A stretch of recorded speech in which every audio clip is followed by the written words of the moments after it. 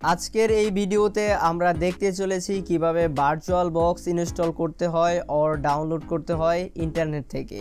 So প্রথমেই আমি চলে যাব ক্রোম ব্রাউজারে।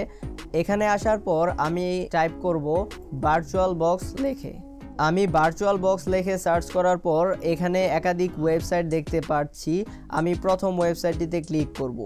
আর এখানে আসার পর আমি দেখতে পাচ্ছি একাধিক অপারেটিং সিস্টেমের জন্য ভার্চুয়াল বক্স অ্যাভেলেবেল। যেহেতু আমি এটা উইন্ডোজে ইনস্টল করতে যাচ্ছি, তাই আমি এখান থেকে উইন্ডোজ সিলেক্ট করে নেব।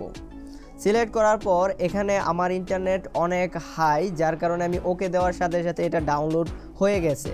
কিন্তু আপনার ইন্টারনেট 2G স্লো হয় তাহলে এটা সময় নিতে পারে। সো এই ছিল আজকের এই ভিডিওটা। এরপরে আমরা নেক্সট ভিডিওতে দেখব কিভাবে ভার্চুয়াল বক্স ইনস্টল করতে হয়। নেক্সট আমরা দেখব ভার্চুয়াল বক্সে কিভাবে অ্যাকাউন্ট ক্রিয়েট না করে হালকা পাতলা কোডিংয়ের মাধ্যমে একটি ভার্চুয়াল রূপে কম্পিউটার তৈরি করা যায়।